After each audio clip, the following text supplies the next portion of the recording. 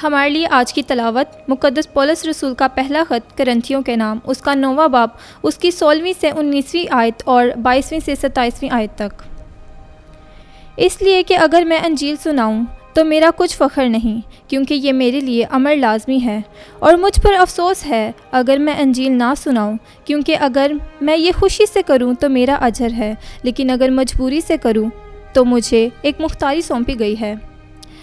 बस तो मेरा क्या अजर है ये कि जब मैं अंजील सुनाऊं तो मुफ्त अंजील सुनाऊं, ताकि उस इख्तियार का बद इस्तेमाल ना करूं जो अंजील के सबब से मुझे हासिल है।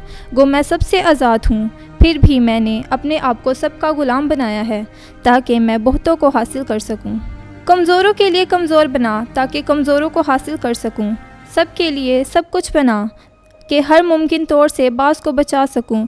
मैं ये सब कुछ अंजील के वास्ते करता हूँ ताकि मैं उसमें शरीक हूँ।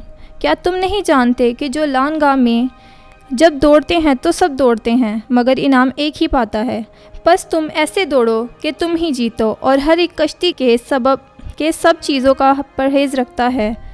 वो इसलिए ये करते हैं ताकि कुमलाने वाला सहरा पाए, मगर हम ना कुमलाने वाले सहरे के लिए। बस मैं दौड़ता हूँ मगर बेठिकाने नहीं, मैं घूंसे लड़ता हूँ मगर हवा के मारने वाले की मानिद नहीं, बल्कि मैं अपने बदन को मारता पीटता और उसे काबू में लाता हूँ, ऐसा ना हो कि मैं औरों को वाज करके आप ना मकबूल ठहरूँ। पाक कलाम का पढ़ा और सुना जाना हम सब के लिए बाइस से बरकत हो। खुदावन का शुक्र हो।